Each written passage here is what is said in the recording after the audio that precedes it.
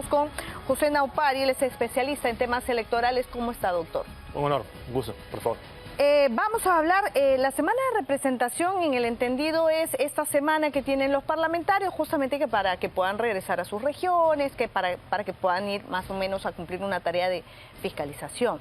Ahora, lo que dice el presidente del Congreso es: vamos a corregir lo que es una realidad, ¿no? En el entendido de que hay congresistas en víspera de elecciones que utilizan estas plataformas, ¿no? De repente mítines y demás, para hacer campaña o para hacer proselitismo. Se está sincerando, es lo que tratan de decir. ¿Qué tan cierto es esto? Claro, a ver, como bien mencionas, la regla general es que la última semana completa de cada mes los congresistas hacen esta denominada semana de representación.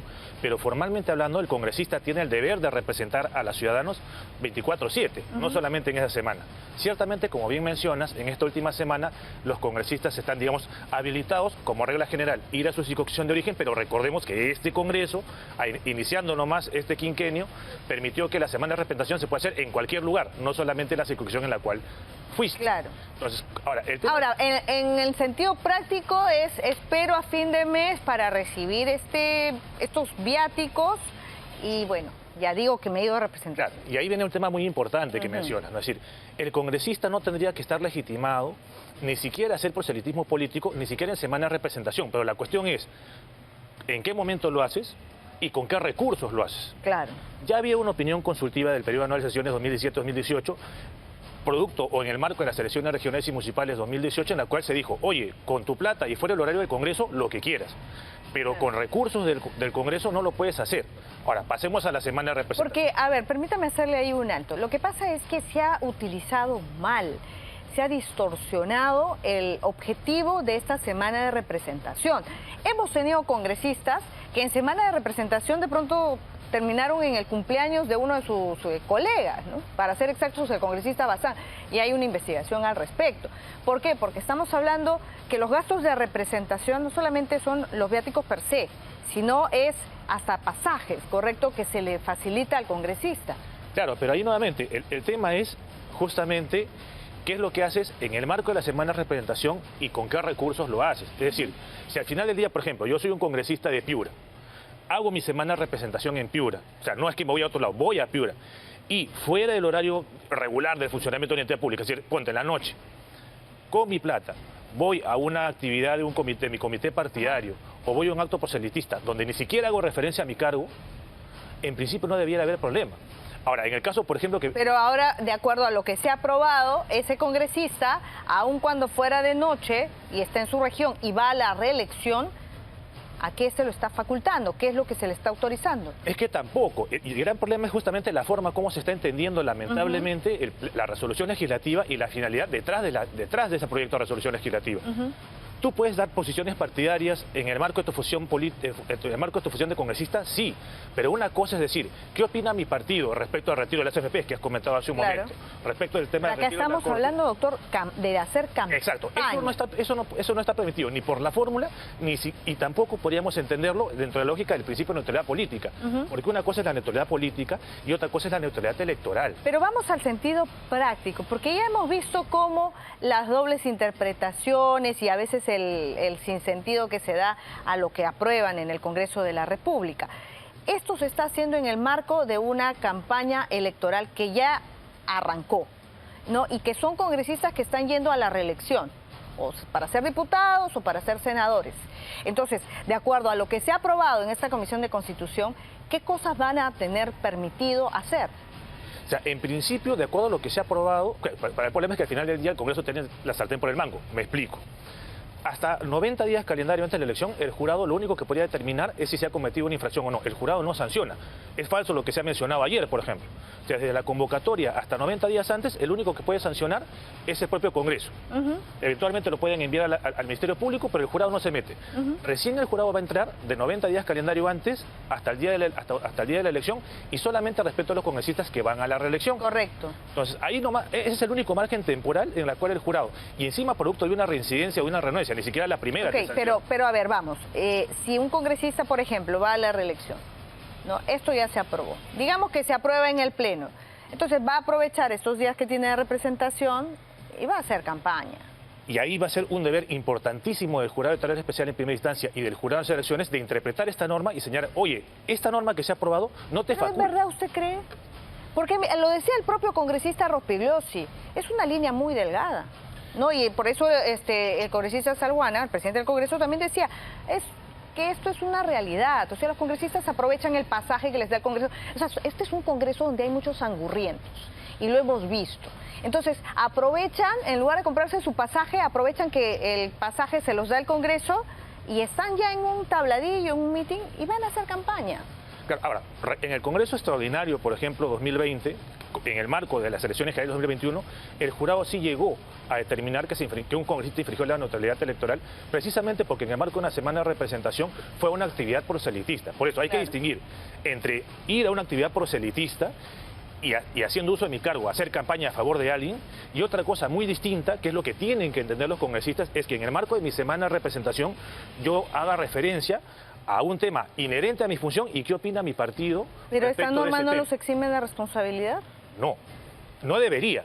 Nuevamente, otra cosa es lo que quieran buscar con la norma, pero la norma fría, el texto escrito, no tendría por qué eximirlos. Claro, pero uno, hay interpretación, dos, hay anexos, y tres, hay la realidad, ¿no? O sea, si estás por ejemplo, en un mitin de campaña de tu partido político y te invitan a subir al estrado, vas a terminar arengando por el partido político que está en campaña. Pero nuevamente, o sea, el tema es, ¿con qué recursos fui y qué utilicé para ir?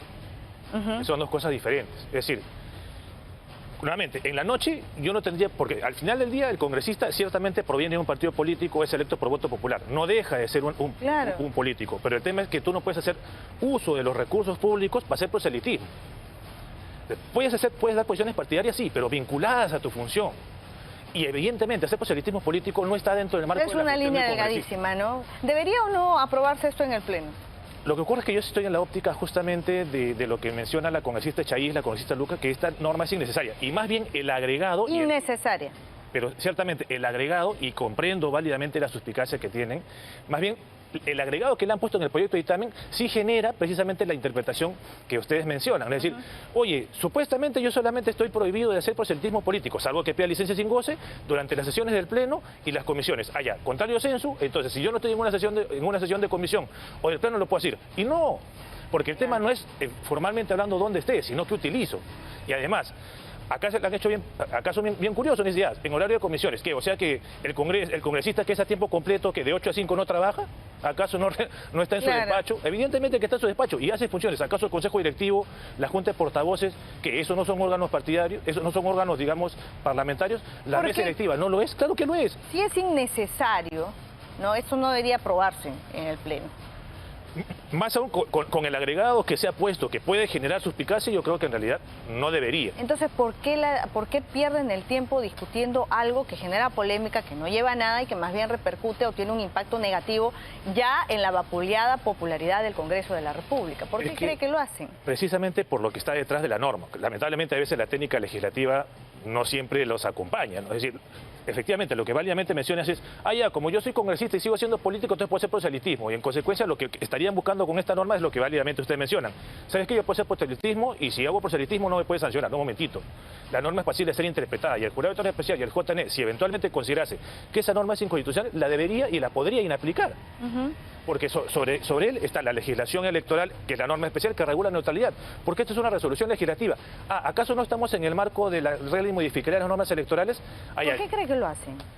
Es una pérdida de tiempo. Y yo creo que eventualmente también lo pueden terminar haciendo para invocar esta norma, hacer, como usted bien menciona, una interpretación abierta de la norma, y cuando el jurado electoral especial inicie un procedimiento de determinación de infracción, le diga, no, un momentito, la resolución legislativa del Congreso dice que yo solamente no puedo hacer proselitismo, por eso el riesgo del agregado que ha puesto ayer en la mañana. Por eso, para evitar malinterpretaciones, entonces mejor que no se discuta o que no se apruebe, mejor dicho, en el Pleno del Congreso, porque se va a prestar a malas interpretaciones y la verdad es que hemos visto que muchas instituciones del Estado no tienen capacidad como para estar detrás de todo. Y ahí viene un tema bien interesante, ¿no? Porque claro, es una modificación al reglamento del Congreso. ¿Y qué va a pasar? ¿Y cómo esto se traslada luego a las dos cámaras?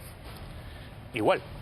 Con más cantidad, correcto. Y ahorita solamente estamos pensando en 190, pero recordemos que tenemos número abierto. Al 2031 vamos a hacer mucho más. Por eso.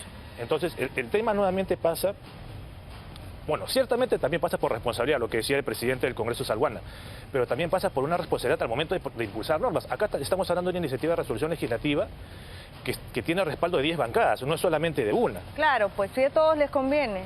Pero ahí... Por eso le digo, o sea, si ya tenemos el antecedente de congresistas que aprovechando el pasajito y probablemente con acuerdos y todo, lo cierto es que pasaje, no son capaces de comprar su propio pasaje. O sea, hemos tenido esos casos donde aprovechan que están en esos días de representación para ir a visitar a tal, para ir a la fiesta de tal. O sea. Claro, pero ahí, por ejemplo, el primer tema que tendrían que eventualmente tratar de hacer es reformar esa modificación que hicieron iniciando el quinquenio. Es decir, tu semana de representación es solamente en tu circunscripción de origen. No hay más. Nada que aprovechando que de repente es el cumpleaños de tal persona, un bloque de gente se va a esa circunscripción. Pero para tal caso también pues tendrían que prohibir que durante la semana de representación, por ejemplo, ese parlamentario vaya al local partidario o a alguna acción proselitista, ¿no? Claro, lo que ocurre es que ahí nuevamente, si yo estoy yendo a mi circunscripción de origen y lo estoy haciendo fuera del horario, en realidad ahí, al menos, y si lo hago fuera del horario, y no como una congresista que ustedes también válidamente en su momento denunciaron, utiliza, pese a que está fuera del horario, a su personal para hacer campaña a favor de su esposo, claro, eso está mal.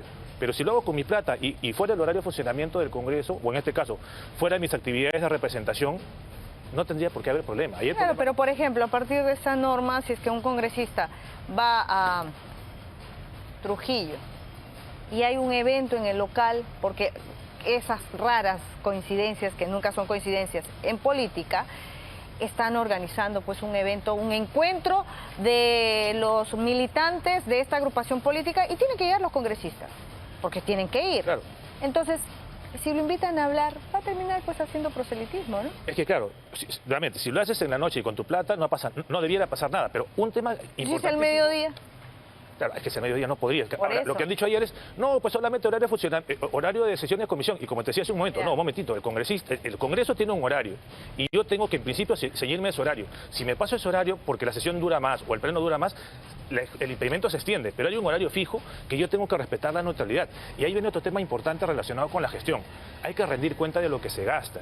Eventualmente incluso podría establecerse un punto medio. Podría participar en actividades proselitistas si y solo si estas estuvieran... no hubiesen sido programadas con anticipación a la semana de representación. Pero si ya está programado y yo justa o casualidad lo programo precisamente para ir a esa circunscripción, entonces no podía ir. ¿Qué se puede hacer, doctor? Aprovecho y con esto le agradezco mucho su presencia acá. ¿Qué se puede hacer con el canal del Estado, con la publicidad estatal, ¿no? Ahora que estamos también en vísperas de elecciones, parece que están reemplazando estas campañas sociales, ¿no? O sea, obligan o quieren obligar a los medios de comunicación así a tener espacios dentro de la programación para hablar sobre campañas de violencia a la mujer, etcétera. Pero, por ejemplo, lo que en cuanto a la comunicación del gobierno, esta se ha reemplazado básicamente por vivas o propaganda en favor del gobierno de Dina Boluarte. Claro, habría que recordar que en el marco de un proceso electoral la publicidad estatal está prohibida, salvo causales de posterior necesidad de utilidad pública, y evidentemente, pese a que pueda estar justificado el contenido en temas de posterior necesidad de utilidad pública, no corresponde que se cocine la imagen, el nombre... Pero también ahí estamos hablando de uso de recursos, ¿no? Ah, claro. Lo que ocurre es que, digamos, el sustento supuestamente del denominado espacio, las cargas que se impone es el espacio electromagnético, pero eso tiene que también estar sometido a criterios de proporcionalidad y razonabilidad, ¿no? Porque lo contrario estaríamos ante una expropiación indirecta. Pero eso normalmente es el talón de Aquiles de este gobierno, la comunicación, ¿no? Y ahora vemos que en lugar de recalcar obras sociales, campañas en favor de varios sectores, lo que hay es una propaganda al gobierno. Y ahí tendríamos nuevamente que ¿quién regula eso? A los jurados electorales especiales, sobre todo ahora que estamos en proceso electoral, y que recuerden que en el caso de radio y televisión hay autorización previa. En el caso de reportes que no son de radio y televisión hay reporte posterior 7 días después. Y el jurado electoral especial tendrá que evaluar si es que cumple con los criterios de posterior necesidad de utilidad pública. No solamente el mensaje, sino la forma como lo presentas. Si hay un tema que está vinculado con un ensalzamiento y no con una remisión de información para el posicionamiento, entonces ese extremo de la publicidad no debiera pasar. Bueno, ya lo estamos advirtiendo desde ahora. Muy bien, doctor, muchísimas gracias.